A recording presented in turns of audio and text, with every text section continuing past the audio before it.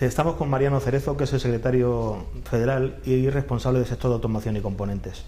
Mariano, ¿en qué situación se encuentra el sector del automóvil y de componentes en la actualidad? Pues el sector de automóvil y componentes, porque hay que hablar de manera directa de los dos elementos, porque el uno sin el otro no puede convivir. En estos momentos parece, aunque a primera vista puede parecer la cenicienta de la industria española, la verdad es que todavía estamos padeciendo muchos problemas en el sector del automóvil, ¿no? No es cierto que esto haya sido un revulsivo de la industria, porque no hay política de industria. Esto lo que ha sido una, diálogo, acercamiento entre la parte social, los sindicatos, en este caso MCA, UGT y comisiones, y los empresarios, porque empezamos a ver la dificultad de llegar a mantener las empresas abiertas, la dificultad de mantener el empleo. Por lo tanto, nos teníamos que poner a trabajar. Todavía seguimos trabajando y ahora, hombre, lo que te entristece un poco es que quieran arrogarse el éxito, entre comillas, de esa, negociación, diálogo, acuerdo, entendimiento y comunicación, que es lo que realmente no existe con la reforma laboral, que es lo contrario. ¿Crees que la reforma laboral está en el origen de las nuevas inversiones, de las adjudicaciones de modelos, todo esto que no se cansa de repetir el gobierno, que ha sido gracias a la reforma laboral? Pues, ¿o es más bien fruto del diálogo social que han tenido los sindicatos, especialmente UGT? Efectivamente, yo, como te decía anteriormente, es fruto de la negociación y del acuerdo, ¿no? Y del consenso. No es fruto de esa llamada reforma laboral, que de manera unilateral, sin negociación, sin consenso, sin nada, se puso en marcha, y lo único que hace es, efectivamente, quitar lo que es el diálogo y la negociación.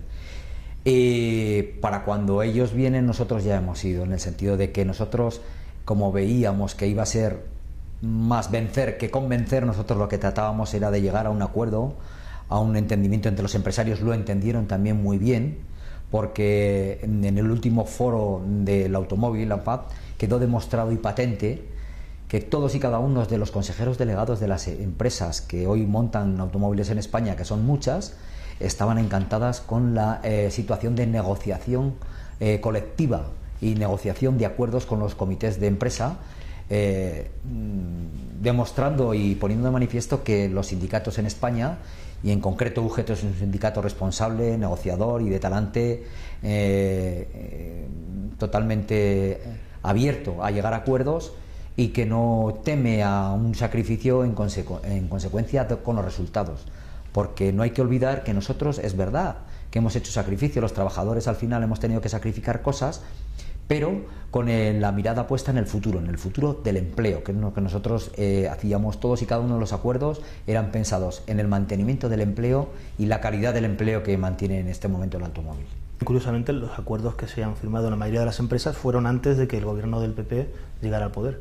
Efectivamente, son convenios firmados con anterioridad, y de hecho lo que ha sido curioso es que cuando se han escenificado las adjudicaciones de modelos a las distintas factorías de España, los que venían a bendecirlo y a dar con el guisopo, que era el gobierno, en este caso el ministro, o el llamado ministro de Industria, y el presidente del gobierno, pues se arrogaban en que gracias a la reforma laboral, y en alguna ocasión los comités de empresa, que hemos sido los garantes de ese acuerdo, los que hemos negociado, nos hemos levantado del acto y nos hemos marchado, porque nos parecía indignante el que el gobierno quisiera arrogarse un éxito que no le pertenece. Le pertenece al diálogo, al consenso, al talante negociador de UGT y del resto de secciones sindicales y de sindicatos, que han permitido llegar a esos acuerdos que hoy tiene el sector del automóvil.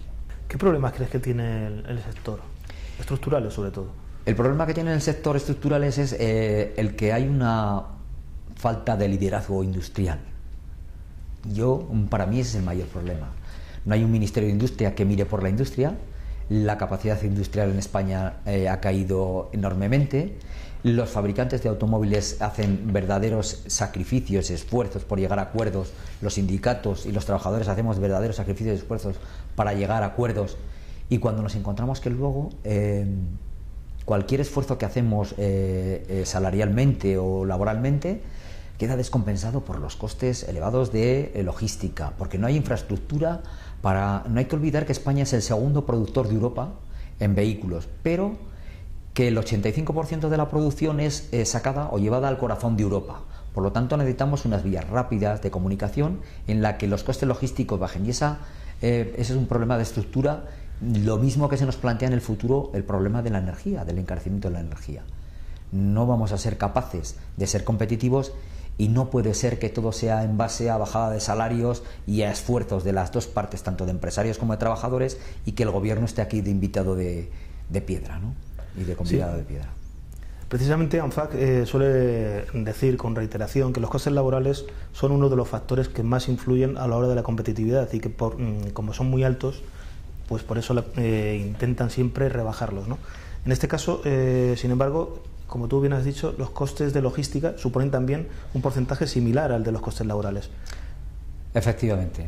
¿Crees que hay que reducir aún más los costes laborales o hay que realmente invertir en mejorar la logística? Yo creo que lo que hay que hacer es ya no fijarnos en lo que es en el coste laboral, sino ir incentivando lo que es las infraestructuras en logística para rebajar, para ser competitivos en logística, para ganar espacio a la competitividad y la mejora continua. No se trata solamente de bajar los salarios, porque si no al final estaremos abocados a una falta de poder adquisitivo de los trabajadores, que al final también somos un tipo de empresa en el que depende del consumo, como toda la productividad.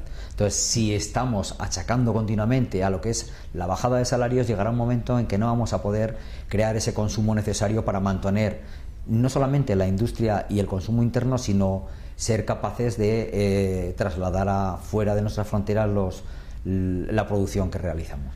Yo creo que no se trata de bajar más los salarios, sino de lo que se trata es de competir en el precio de la energía y competir en infraestructura para ser competitivos, para que la empresa no tenga que bajar, dedicarse única y exclusivamente, fijarse en el coste salarial, sino en el resto de componentes. Porque no hay que olvidar que si el coche vale 100, estamos hablando de un 10%. O sea, que el margen que hay, el 90% restante, es donde realmente hay que empezar a darle vueltas a la cabeza cómo hacerlo. Y los sindicatos, a pesar de que en este país todavía no existe eso de la cogestión, que eso está más avanzado en los países como Alemania, pues nos hemos puesto a pensar, muchas veces en sustitución de empresarios que no son empresarios, que son simplemente empleadores, y lo que necesita en este momento es una capacidad empresarial de darle vueltas a la cabeza, de ser imaginativos, invertir en lo que es en investigación y desarrollo y calidad sobre todo. Y eso es lo que es necesario para bajar y ser competitivos, no bajar los salarios, sino hay que invertir eso. Y de hecho, si yo le invito a cualquier ciudadano que lea las resoluciones de nuestro 26 Congreso, y ahí vienen detalladamente cuáles son las soluciones que necesita el sector del automóvil y la industria en general. ¿Tú crees que las ayudas del Plan PIBE son suficientes para que el sector vuelva a alcanzar el volumen de producción que teníamos antes de la crisis?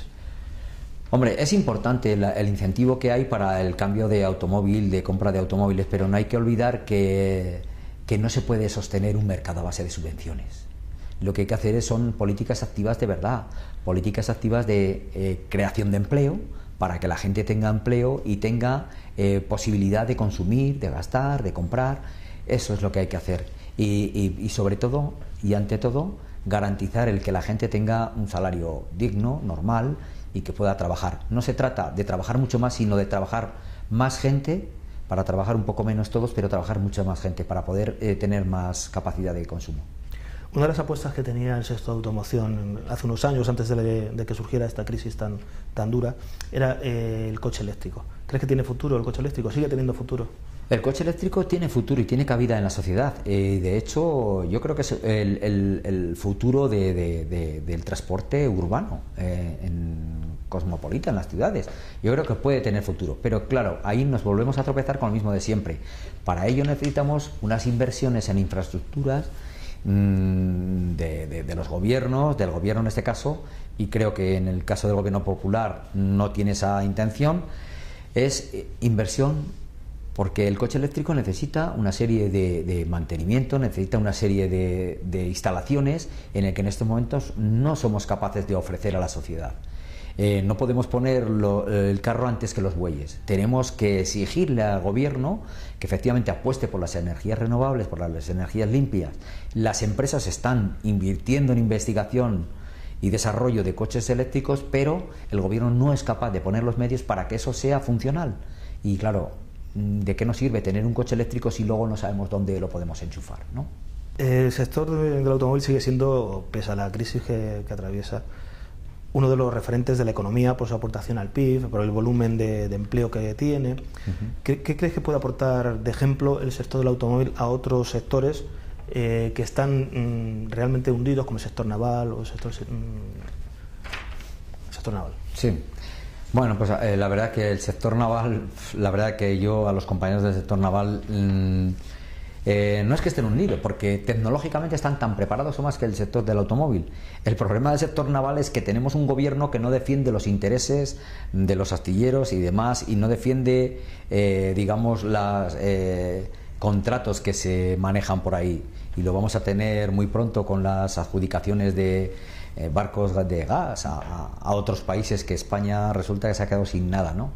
Y eso es lo que no puede ser. Eso es una falta de previsión, una falta de política, una falta de influencia política a nivel mundial. Pero el sector del automóvil sí que ha empezado a demostrar al mundo, y sobre todo a Europa, sin querer ofender a nadie, porque nosotros sabemos que hay países que están con un cierto recelo de cara a España, de por qué los 12 últimos modelos han sido adjudicados en España, en detrimento de Alemania, de Francia, de Bélgica. Y no solamente el tema salarial, ha sido la capacidad de negociación, de consenso, de unificar criterios de áreas de interés compartida, porque al final estamos en una empresa en que una de las áreas de interés para el comité de empresa y para UGT son los trabajadores.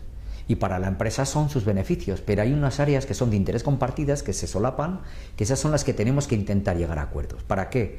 Para que no se sirvan como un imán de rechazo, sino simplemente al revés, de polo de atracción de ambos intereses. Y ahí, por ejemplo, el sector del automóvil ha demostrado que tiene capacidad de flexibilizar no para empeorar, sino para que nadie salga despedido. Creamos bolsas de horas, corredores de vacaciones, etcétera, etcétera. ¿Para qué? Para solventar un poco también, descargar a los trabajadores de los EREs temporales que son a cargo de la prestación de desempleo del trabajador, y eso nos ha ido permitiendo pues mantener la estructura de la plantilla sin despedir en un stand-by hasta llegar a la carga de trabajo. En estos momentos, ¿qué es lo que pasa? Pues que cuando las empresas han empezado a medir los costes para adjudicación de nuevos modelos, han visto que España tiene una estructura de trabajadores formados, empleados y preparados para producir, y no son necesario contratarlos, tiene ahí en stand-by, en unas bolsas de horas, en unos EREs temporales, y ahora con simplemente poner a trabajar, poner el coche en marcha, no tiene que hacer más que cogerlos y poner a trabajar, y con una gente totalmente profesional, entrenada y preparada. Y eso ha sido pues fruto de los convenios, acuerdos y negociaciones. Claro que UGT como tal ha tenido que ceder en cosas, pero a cambio, ya te digo, y no hemos tenido miedo al reto de los riesgos ni de arriesgarnos, porque sabíamos que el futuro estaba ahí y nos ha venido a dar la razón. Y ahora todo el mundo dice, pero ¿cómo se ha hecho para que ahora, en este momento, el sector del automóvil esté de moda, sea el referente a nivel europeo e internacional en España? Pues ha sido a base de eso. Primero, no fe, porque yo no creo en la fe, sino creo en el esfuerzo, en el trabajo y la capacidad de negociación. Y nosotros, por ejemplo, yo a mis compañeros, y a mí me ha tocado directamente negociar las cosas, yo siempre he sido partidario de las 3 P's, no las 2, porque las 2 son nefastas, pero 3, la prudencia, paciencia y sobre todo perseverancia. Yo creo que ha sido al final el éxito, el logro, ahí está, y con una plantilla en estos momentos de 65.000 trabajadores directos en automoción y 160.000 en indirectos, que son los compañeros de componentes, que no olvidemos que son los herederos de todos los acuerdos del sector de automoción, porque es muy importante el arreglo, o sea, el nivel de consenso y de acuerdo en el automóvil, pero tan importante más es que los compañeros que trabajan en los sistemas de componentes, afianzarlos en el país, porque eso es necesario, es vital para la industria del automóvil. Si tenemos un buen parque de proveedores que surten de materiales y de herramientas a los ensambladores de automóviles, mantendremos las plantas, porque lo difícil es encontrar un buen empleador que te facilite unos buenos elementos para componer el automóvil. Y eso es importante, que esa cultura del entendimiento, del diálogo, de la negociación, se está empezando a trasladar al sistema de componentes y desde UGT-MCA vamos a seguir en esa brecha porque ahí están los resultados en el sector del automóvil. ¿Crees entonces que la experiencia que tenemos en el sector de automoción puede trasladarse a algún otro sector? Y sobre todo teniendo en cuenta que UGT es mayoría y gracias a la labor de UGT ha sido posible de que se pudiera hacer en este sector. Sí, yo creo que la experiencia no hay que intentar, hay que trasladarla a otros sectores. Pero tenemos dos grandes retos. Uno, primero convencer al gobierno de que empiece a hacer una política industrial, que es necesario, los empresarios lo necesitan, y dos, convencer a los empresarios de los sectores de la empresa pequeña. No olvidemos que en España el 90% de las empresas son empresas muy pequeñas, son pymes, son empresas de 9, 10 trabajadores, en el que es muy difícil incluso llegar a hacer relación sindical. Todavía tenemos mucho empresario ese del barco, el piso en la montaña, el piso en la playa y la señora que tienen por ahí extra, ¿no? Y aunque parezca mentira, pues es así, hay mucho de eso todavía. Y yo creo que esa cultura poco a poco la tenemos que ir desterrando, tenemos que ir ganándole terreno a los empresarios con imaginación, con capacidad de emprendedores, y para eso necesitamos también tener un Ministerio de Industria fuerte, que se crea la industria de verdad, que hoy por desgracia ni está ni se le espere. Estamos intentando llegar al Ministerio de Industria. Estamos proponiendo, y ya se le propuso anteriormente, planes de relanzamiento de la industria, porque está demostrado que aquellos países donde se ha mantenido la industria han resistido mucho mejor los envites de la crisis, ¿no? Por lo tanto, España no tiene que seguir en esa línea de perder industria, sino todo lo contrario, de ganarla. Y eso es lo que tenemos que tratar de exportar desde UGT-MCA al resto de las empresas: la cultura del diálogo, el entendimiento y ese interés por áreas de interés compartida. Le interesa al empresario, nos interesa a nosotros, porque al final el que sale beneficiado es el trabajador. Has tocado el tema de las reuniones con el Ministerio de Industria. Próximamente vamos a tener unas reuniones para ir perfilando un poco por dónde va a ir la negociación o por dónde va a ir los contactos, ¿no? ¿Qué esperas tú de estas reuniones con el Ministerio de Industria? Pues la verdad, van a ser fructíferas. La verdad, yo espero que por lo menos nos escuchen, porque estamos tratando de que nos escuchen. Llevamos como año y medio que se le facilitó ya un plan de trabajo, y hasta la semana pasada no habían contestado. No sabíamos si se había perdido el cartero, la carta o el receptor. Pero sí que es verdad que el otro día, ahora no sé por qué, pues han empezado a movilizar y a decir que, bueno, pues quieren mantener reuniones. Del dicho al hecho dicen que va un trecho, de si realmente quieren hablar de industria o quieren hacerse una foto. Y en UGT no estamos para hacernos fotos, en UGT queremos trabajar.